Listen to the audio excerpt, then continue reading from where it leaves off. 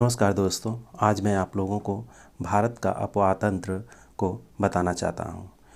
अपवाह और तंत्र दो शब्द होते हैं। अपवाह का मतलब ये होता है कि आपने वर्षा ऋतु के दौरान यह देखा होगा कि नदी, नाले, वाहिकाएं अर्थात धाराएं के माध्यम से हो रहे जल प्रवाह को अपवाह कहते हैं।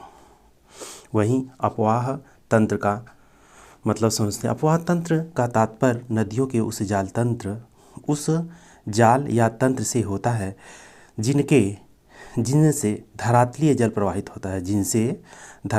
प्रवाहित होता है। एक नदी तंत्र द्वारा जिस क्षेत्र का जल प्रवाहित होता है उसे अपवाह तंत्र कहते हैं। भारत के अपवाह तंत्र का नियंत्रण मुख्यतः भौगोलिक स्थलाकृतियों द्वारा होता है। इन भौगोलिक स्थलाकृतियों के आधार पर भारतीय नदियों को मुख्यतः दो वर्गों में विभाजित किया जाता है, जैसे हिमालय की नदियाँ, प्रायद्वीपीय नदियाँ। अब समझते हैं हिमालय की नदियाँ कैसी होती हैं। हिमालय नदियाँ बारहमासी होती हैं। ऐसा क्यों होती हैं? वर्ष भर जल उपलब्ध या बना रहता है। इसके अतिरिक्त ऊंचे पर्वतों से पिघलने वाले हिम द्वारा जल प्रवाहित होता है। यहाँ की दो प्रमुख नदियाँ सिंधु और ब्रह्मपुत्र दोनों इसी पर्वत श्रृंखला के उत्तरी भाग से निकलती है और ये दोनों नदियाँ गाजों का निर्माण करती हैं। हिमालय नदियाँ गहरी महाखंडों से होकर गुजरती हैं जो हिमालय के उत्थान के साथ साथ अपरदन क्रिया द्वारा निर्मित हुई हैं। ये नदियाँ अपने पर्वतीय मार्गों के साथ वी आकार की घाटियाँ, क्षिप्रिकाएँ, जलप्रपात का निर्माण करते हुए जब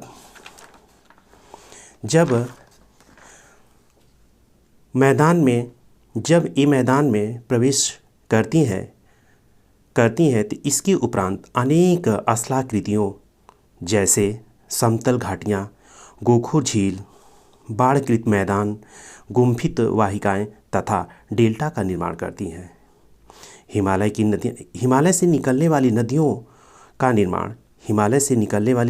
निर्माण हिमालयी क्षेत्र में अपवाह क्षेत्र टेढ़ा मेढ़ा अर्थात उनका अपवाह क्षेत्र क्या होता है? जिगजैग होता है, टेढ़ा मेढ़ा होता है तथा मैदान में ये सर्पाकार बहती हैं और अपना रास्ता बदलती रहती हैं।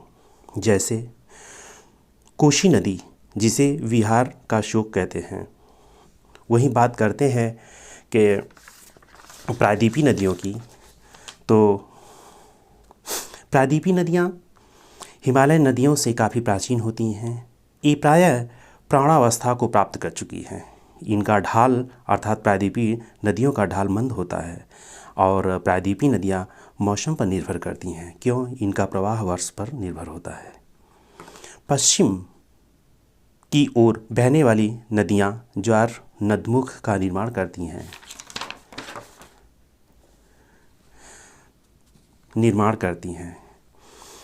कौन कौन करती हैं? जैसे नर्मदा नदी हो गई और तापी नदी हो गई। यहाँ की प्रमुख नदी तंत्र या नदियाँ पूर्व की नदियाँ जैसे महानदी, गोदावरी, कृष्णा, कावेरी, ये सभी नदियाँ पूर्व की ओर बहती हुई, यानी कि ये सभी नदियाँ क्या है? पूर्व की ओर बहती हुई बंगाल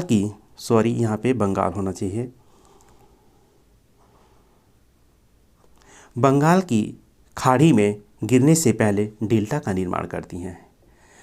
अब बात करते हैं प्रायद्वीपीय नदियों में नर्मदा, तापी के अलावा साबरमती, मांडवी, जुआरी, भरतपुझा, पेरियार, पंबा आदि नदियाँ पश्चिमी घाट की ओर बहते हुए अरब के सागर में अपना जल गिराती हैं। प्रायद्वीप के उत्तरी भाग से निकलने वाली नदियाँ चंबल, सिंध, जिसे हम कहते हैं काली सिंध भी कहते हैं, बेतवा, केन, सोन, ये सभी नदियाँ अर्थात प्रायद्वीपीय नदियाँ यमुना की सहायक नदी हैं और ये यमुना में जाके मिल जाती हैं। प्रायद्वीपीय नदियाँ एक निश्चित मार्ग में बहती हैं, ये विसर्प का निर्माण नहीं करती हैं। इन अर्थात प्रायद्वीपीय नदी तंत्र में नर्मदा और तापी ऐसी दो नदियां हैं जो भ्रंश घाटी से होकर गुजरती हैं और ज्वारनदमुख का निर्माण करती हैं। प्रायद्वीपीय भारत में पूर्व दिशा में बहने वाली नदियों का उत्तर से दक्षिण की ओर बहने वाली नदियाँ जैसे स्वर्णरेखा नदी रांची के छोटा नागपुर से निकलती है और यह बंगाल की खाड़ी में गिरती है। महानदी नदी छत्तीसगढ़ अमरकंटक से निकलती है। वहीं गोदावरी की बात करें, गोदावरी महाराष्ट्र त्रयंबकम से निकलती है और ये बंगाल के खाड़ी में गिरती है और सभी दक्षिण की ओर चली जा रही हैं क्रमशः। कृष्णा नदी महाबलेश्वर से निकलती है। पेन्नार नदी कर्नाटक के नंदीदुर्ग से निकलती है। कावेरी नदी कर्नाटक के ब्रह्मगिरी से निकलती है और बैगई नदी पश्चिमी घाट से निकलती है। अब बात करें भारत की नदियाँ या अपवाह तंत्र। भारत की नदियाँ या अपवाह तंत्र। भारत का अपवाह तंत्र में हिमालय और प्रायद्वीप, सिंध, गंगा और ब्रह्मपुत्र प्लीस्टोसीन काल में इनका निर्माण हुआ था। सिंध तिब्बत की मानसरोवर झील के पास चिमा युंगडुंग ग्लेशियर या बोखरचू हिमानी से निकलती है। इसकी लंबाई कितनी है 2880 किलोमीटर और यह भारत में 1114 किलोमीटर है और ये अपना मुहाना बनाती है अरब सागर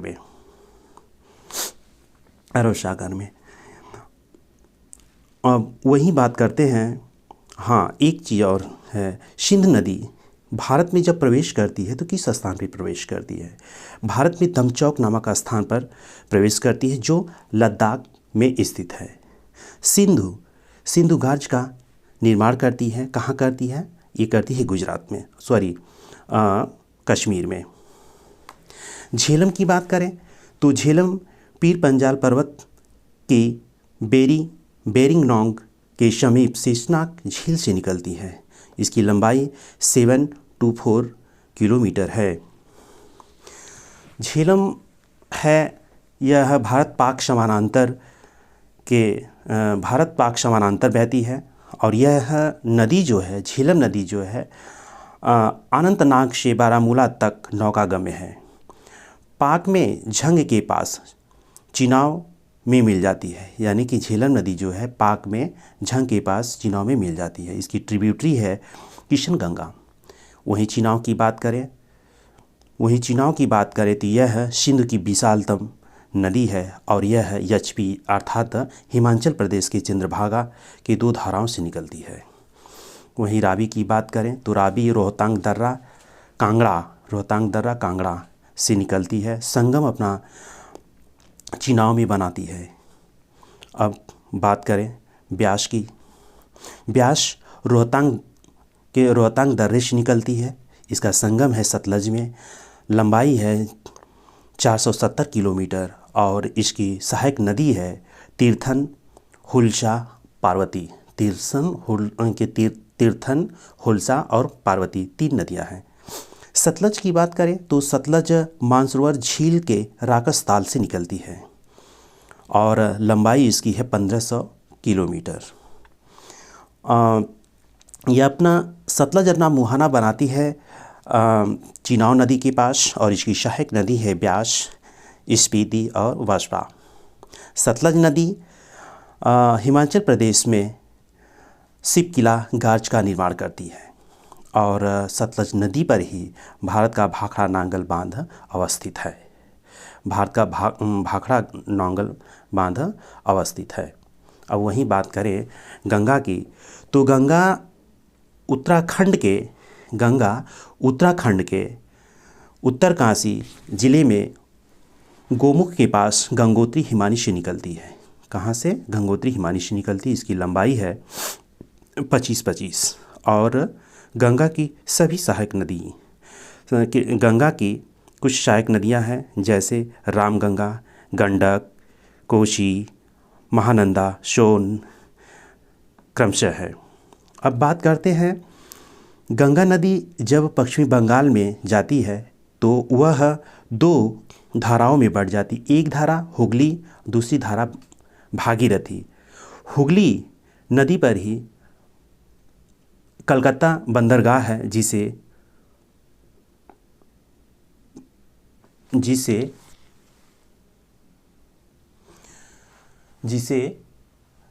पूर्व का लंदन कहते हैं। अर्थात हुगली नदी पर बंगाल का कलकत्ता बंदरगाह है, जिसे पूर्व का क्या कहते हैं? लंदन कहते हैं। हुगली नदी को ही विश्व की सबसे अधिक विश्वासघाती नदी के रूप में जाना जाता है। रामगंगा की बात करें तो इसकी लंबाई है 696 है, और रामगंगा नैनीताल के समीप से निकलती है। अपना संगम कन्नौज के पास गंगा में मिल जाती है। इसकी सहायक नदी है, खोन प्रमुख नदी है। यमुना की बात करें तो इसकी लंबाई है 1376 किलोमीटर है, और यह यमुनोत्री हिमानी कहाँ से? यमुनोत्री हिमानी बंदरपुछ के पश्चिमी ढाल से निकलती है, और इसका मुहाना है इलाहाबाद। सहायक नदी है चंबल, सिंध, बेतवा, केन, टोंस, हिंडन, बरेन, रिहंद। शारदा की बात करें तो शारदा नेपाल और हिमानी से निकलती है। नेपाल और हिमानी के समीप नेपाल व हिमालय के मिलान हिमानी से निकलती है। संगम अपना बनाती है बाराबंकी यूपी में घाघरा से। गंडक की बात करें तो यह बृहद हिमालय से निकलती है, और गंडक जो है पटना के पास सोनपुर में गंगा से मिल जाती है। इसकी सहायक नदी है काली गंडक, त्रिशूल गंगा, और लंबाई इसकी है 630 किलोमीटर। कोशी की बात करें, इसकी लंबाई है 729 किलोमीटर, और यह है गोसाई धान शिखर जो तिब्बत में है से निकलती है। और कोशी नदी संगम अपनी बनाती है भागलपुर के पास गंगा में। इसकी सहायक नदी है अरुण। महानदी की बात करें तो महानदी दार्जिलिंग के पहाड़ी से निकलती है। बंगाल में फरक्का के पास गंगा में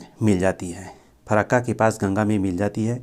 वहीं सोन नदी की बात करें, सोन नदी अमरकंटक के मैकाल पहाड़ी पर्वत से निकलती है, और यह अपनी संगम पटना के पास बनाती है। इसकी सहायक नदी है जोजिला और रिहंद, गोपत। केन की बात करें उसी जगह तो केन कैमूर की पहाड़ी से निकलती है, जो एमपी अर्थात मध्य प्रदेश के सतना, और संगम अपनी बनाती है ये बांदा के पास यमुना से। वहीं दामोदर की बात करें तो दामोदर की लंबाई 592 किलोमीटर है, और दामोदर निकलती है छत्तीसगढ़ के टोरी से निकलती है। संगम हुगली में बनाती है, और इसका सहायक नदी है कोनार, जामुनिया और बराकर। चंबल की बात करें तो चंबल की लंबाई है 660 किलोमीटर। यह है प्रायद्वीपीय नदियां हैं, और चंबल जो है जानापावा पहाड़ी मऊ से निकलती है। संगम अपना इटावा के पास यमुना से मिल जाती है। इसकी चंबल की सहायक नदी है काली सिंध, बनास, छिप्रा और खारी। गोमती की बात करें तो गोमती 900 किलोमीटर है। यह पीलीभीत जिला यूपी की फुल्लर झील से निकलती है। अपनी संगम जो है ये गाजीपुर यूपी के पास गंगा में मिलाती है। गोमती नदी पर ही लखनऊ, सुल्तानपुर और जौनपुर अवस्थित है। पुनपुन की बात करें तो पुनपुन पठारी भाग एमपी से निकलती है और यह फतुहा पटना के पास गंगा में मिल जाती है। बेतवा की बात करें तो बेतवा विंध्य पर्वत रायसेन जिला से निकलती है और हमीरपुर में यमुना से मिल जाती है। वहीं घाघरा की बात करें तो नामचा चुंग हिमानी से निकलती है। नामचा चुंग हिमानी से निकलती है जो तिब्बत पठार में है। संगम छपरा के पास गंगा में मिला देती है और इसकी लंबाई जो है 1080 है। और इसकी सहायक नदी है चौकिया, ताप्ती और शारदा। इसकी सहायक नदी कौन कौन सी है? चौकिया और शारदा, चौकिया, ताप्ती, शारदा। वहीं बात करते हैं ब्रह्मपुत्र की, तो ब्रह्मपुत्र है कैलाश पर्वत में मानसरोवर झील के पास चिमायुंगडुंग हिमनद से निकलती है। संगम अपनी बनाती है पद्मा नदी अर्थात गंगा में। पद्मा नदी अर्थात गंगा में ये बनाती है। ब्रह्मपुत्र नदी चीन, भारत, भूटान, बांग्लादेश में फैली है और चीन अर्थात तिब्बत में सांगपो, अरुणाचल प्रदेश में इसे कहते हैं दिहांग, असम में कहते हैं ब्रह्मपुत्र, बांग्लादेश में कहते हैं जमुना। ब्रह्मपुत्र नदी कोरबा गार्ज का निर्माण करती है जो अरुणाचल प्रदेश में है। और वहीं बात करते हैं दिहांग की, तो दिहांग तिब्बत के मिश्मी से निकलती है। संगम अपनी बनाती है ये शियांग ब्रह्मपुत्र से मिलाती है। इसका सहायक नदी है डिम्स एटजोन। लोहित की बात करें तो लोहित का उद्गम स्थान पूर्वी तिब्बत जयाल छू पर्वत से निकलती है और अपना संगम बनाती है शियांग में। और ये है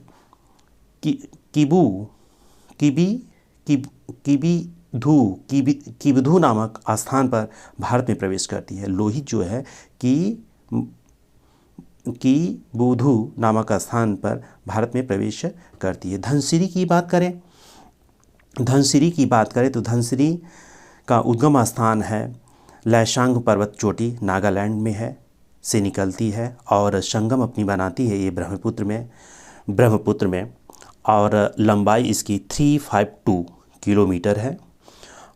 धनसिरी जो है इसके जल संग्रहण क्षेत्र में इंटक राष्ट्रीय उद्यान स्थित है। कपिली नदी के साथ धनसिरी मिकिर पहाड़ियों को प्रायद्वीपीय पठार से अलग करती है। इसकी सहायक नदी है मोरा धनसिरी। वहीं बात करते हैं सुबनसिरी की लंबाई है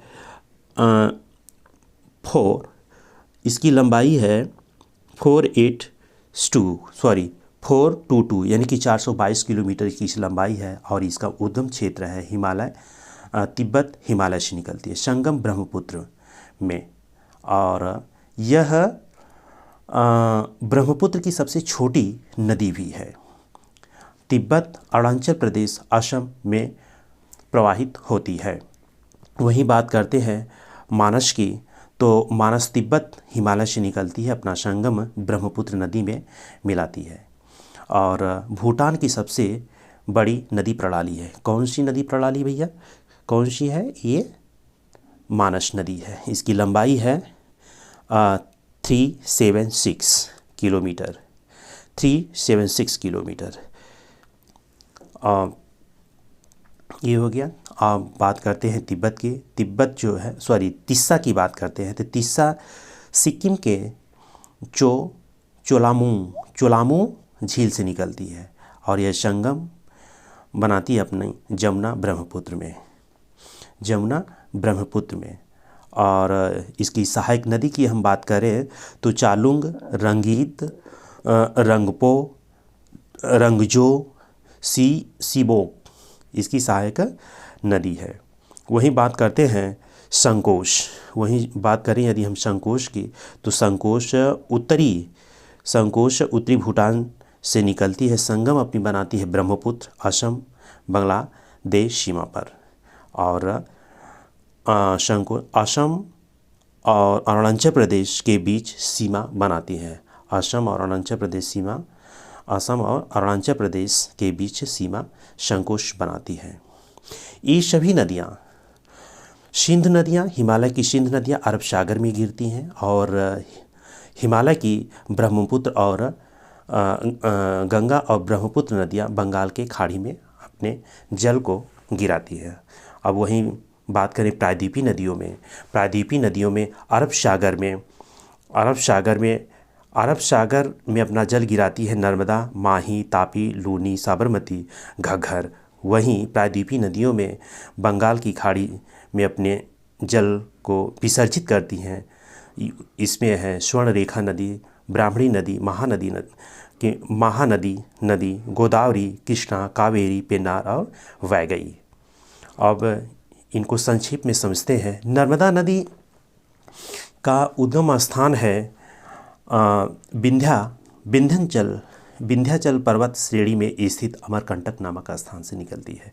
मुहाना खंभात की खाड़ी, मुहाना इसका है खंभात की खाड़ी में। जबलपुर में भेड़ाघाट के पास कपिलधारा अर्थात धुआंधार जलप्रपात का निर्माण करती है। और डेल्टा के बजाय अर्थात नर्मदा नदी जो है डेल्टा के बजाय एस्चुअरी अर्थात ज्वार नदमुख बनाती है। इसकी सहायक नदी है ओरिशन और तवा। माही नदी की बात करें तो माही नदी निकलती है धार जिला मध्य प्रदेश के धार जिला के अमझोरा में मेहद झील नामक स्थान से निकलती है और ये खंभात की खाड़ी में गिर जाती है। बजाज सागर बांध अर्थात बांसवाड़ा सागर माही नदी पर ही स्थित है। तापी नदी की बात करते माही नदी की डिस्टेंस है, दूरी है, यह है 585 किलोमीटर और तापी नदी जो है 724 किलोमीटर। तो वहीं नर्मदा नदी 1312 किलोमीटर है और तापी नदी की लंबाई है 724 किलोमीटर। तापी नदी निकलती है बैतूल जिला, एमपी के बैतूल जिले के मुल्ताई नगर से निकलती है और सूरत के पास खंभात की खाड़ी में मिल जाती है। अर्थात जो सूरत है, सूरत किस नदी पर स्थित है तो तापी नदी पे स्थित है। वहीं लूनी की बात करें तो लूनी की लंबाई है 320 किलोमीटर। यह नदी जो है अजमेर ज़िले में नांग पठार से निकलती है जो अरावली पर्वत पर है और यह कच्छ के रण में अपना जल विसर्जित करती है। लूनी नदी को नमकीन नदी भी कहा जाता है और लूनी नदी थार मरुस्थल में लुप्त हो जाती है।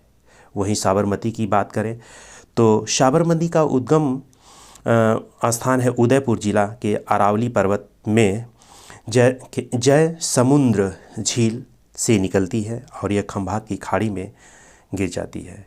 अर्थात अपनी जल जो खंभात की खाड़ी में गिरा देती है। अहमदाबाद इसी नदी पर स्थित है। वहीं घग्गर की बात करें तो घग्गर शिमला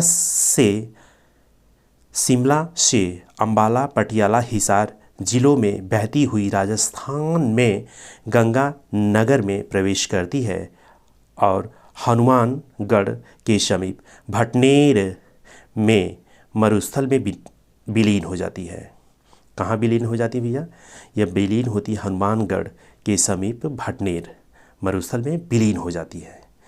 वहीं बात यदि हम करें बंगाल में, और बंगाल में सर्वप्रथम जो नदियाँ गिरती है वह स्वर्णरेखा नदी है। स्वर्णरेखा नदी निकलती है छोटा नागपुर पठार से निकलती है। स्वर्णरेखा नदी पर ही जमशेदपुर अवस्थित है और यह बंगाल की खाड़ी में गिर जाती है। फिर नेक्स्ट ब्राह्मणी नदी की बात करें तो ब्राह्मणी नदी जो है छोटा नागपुर से ही निकलती है और इसी नदी पर ही राउरकेला अवस्थित है।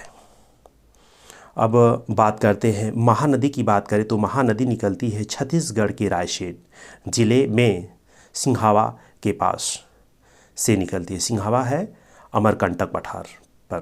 अपनी मुहाना बनाती है बंगाल की खाड़ी में बनाती है, अर्थात कटक के समीप। लंबाई इसकी लंबाई है 851 किलोमीटर और इसकी सहायक नदी है बैतरणी और ब्राह्मणी। वहीं बात करते हैं गोदावरी नदी का, तो गोदावरी निकलती है त्रयंबकम गांव से निकलती है। गोदावरी नदी त्रयंबकम अर्थात नासिक जिले महाराष्ट्र के त्रयंबकम गांव की एक पहाड़ी से निकलती है। कहाँ से निकलती है? पहाड़ के त्रयंबकम गांव के एक पहाड़ी से निकलती है। इसकी लंबाई है 1465 किलोमीटर।